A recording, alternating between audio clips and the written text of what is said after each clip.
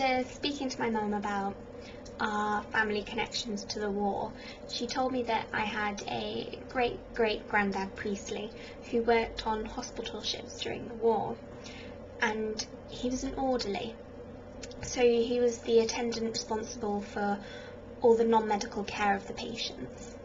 I know my mum's kept his diaries throughout the time that he was away, and she's currently typing them up so that we have more legible and digital copies of them. The interesting thing is, he was on 2 warships that were actually torpedoed, and he survived both of the attacks. However, my great-great-granddad didn't actually talk about the attacks in his letters.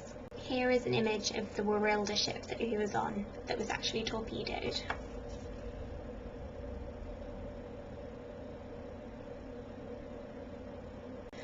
My mum actually photocopied some of the letters from around the time the Warilda was torpedoed, and she's even typed them up for me.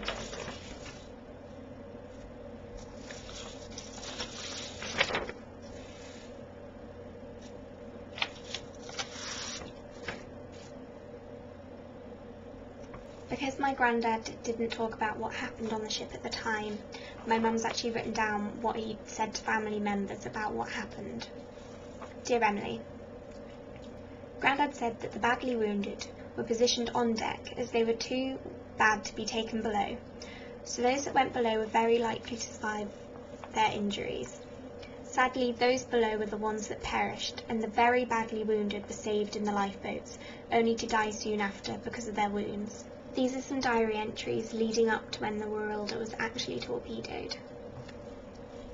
Tuesday, July the 23rd, 1918. Orders were received by the 9 a.m. mail boat that were to go up to the quayside at 12:30 noon to take on board disabled Australians who were going back home via Havre, Marseille and the Mediterranean. We fastened up at the quay at 1:15 p.m. and the first train arrived at 3:15 p.m. We took on board 22 officers and 455 other ranks. As they were going home, they had no end of baggage.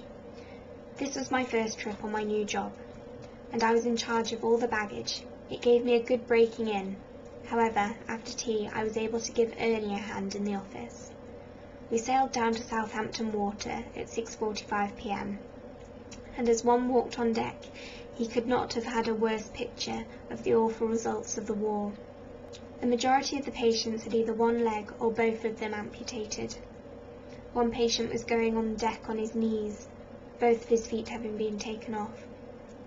Picking up our escort at 8:30 p.m, we went out to sea, and I remained on deck until we turned St. Catherine's at about 9:45 p.m. It was a lovely night, far different from the previous one when we returned back. Wednesday, July the 24th, 1918. We anchored off Havre at 4:15 a.m. and remained there until 11:30 a.m, when we finished up at the quay. As we were going alongside the quay, an Australian military band stood on the quay playing selections for their disabled companions which we had on board. We began to disembark immediately, but we took on 170 of our own patients on board before we had got all the Australians off. It was an awful time, as all the beds had to be made and clean linen used as each patient went off. During the afternoon we completed our load, making a total of 512 patients. We also took on board about 20 sisters as passengers. July 25th, 1918. We arrived at Southampton and disembarked before dinner. July 26th, 1918. We sailed down Southampton water and anchored off Netley. July 27th, 1918. At 6:30 p.m. we sailed for Havre. July 28th, 1918.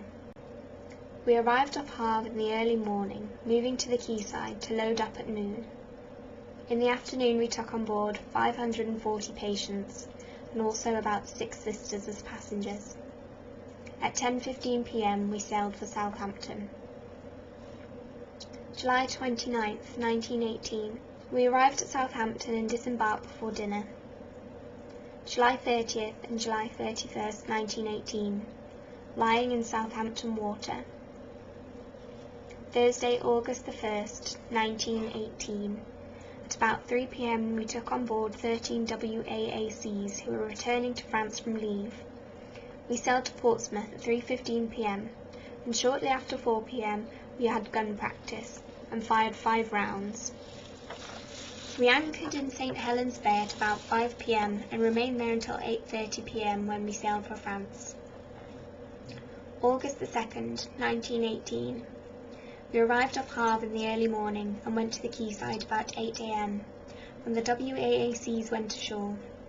During the morning we embarked 600 patients and also 3 sisters, 2 VADs and 2 WAACs as passengers. At 10:30 p.m. we left the quayside and set sail for Southampton. I retired to bed at 11:30 p.m.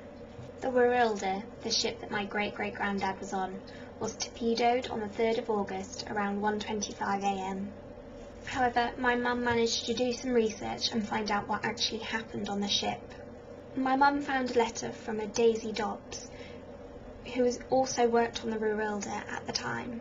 Daisy Dobbs was a nurse who wrote a letter about what happened on the ship after it was attacked.